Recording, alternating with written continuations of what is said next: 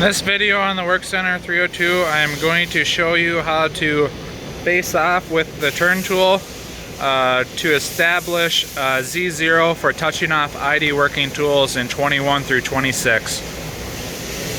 So at this point, I just did a position point on tool 1, which is the cutoff. You can see that's above the stock. So going to hit escape to get out of that page. I'm going to go down to tool number 2, and I'm going to do a position point on that tool. Again, always make sure you turn your feed rate, rapid override down. We're going to push and hold cycle start twice. I still have that at 0, and I'm going to turn that up. And that's going to move over and put the turning tool into the position point. That position point is allocated in the MC data page, so it's usually 100th thou above the stock diameter. So the reason why we need a face off with this turn tool is because this is a tool that actually establishes Z0 on the part. So in order to actually touch off our tools, our ID working tools, or live tools for that instance, over there, any of those tool blocks over there, then also the tools here that I have already in there. We need to face at Z0 with whatever tool is establishing 0. In this case it is tool 2, which I would say 90% of the time that will be the tool that establishes that. So so now at this point, with position point, with this screen up, you can actually turn Z1 in and out to face off enough amount. So, and at that point, this is the increments on how much you're moving for each click on the handle. So times 100 is 1 thou increments. So I'll just kind of show you. I'm going to be turning this in and out with the camera inside the machine so you can see what it's actually doing. And again, that's only when this screen is up after a position point. So you can see the tool is going to clear. I'm jogging out positive. You can see the stock's feeding out. Negative, it's going to feed in. So at this point, we're just kind of eyeballing where you think it's going to face off some stock. Obviously, we don't need to face off 200 thou worth of stock. We really just want to take a skim cut. That way we aren't wasting material and doing more wear on the tool than needed to be. So I'm going to leave it right there. So now at this point, we're going to shut the door.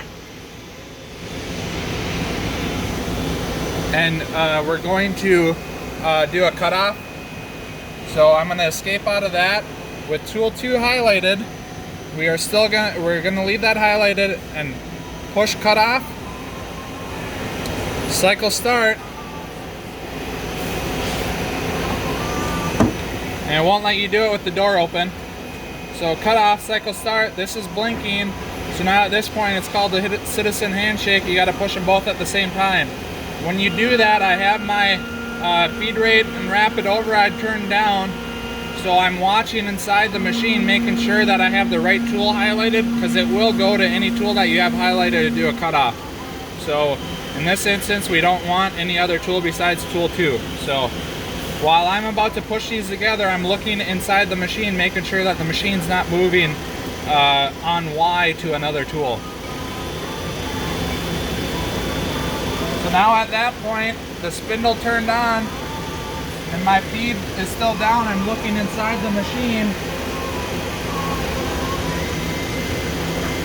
making sure that it faced off stock, and I saw it face off stock. So make sure you see it facing off stock. Once it's done, it should say cutoff machining completed, and then that is now done. So we'll push the door open. Once the cutoff machining is completed, you can see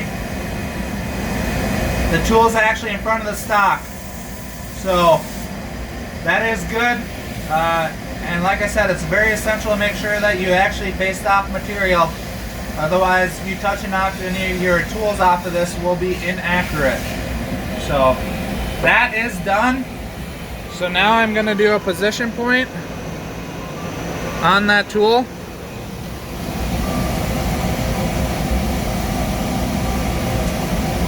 So right there, position point, position it about 100th thou above the stock.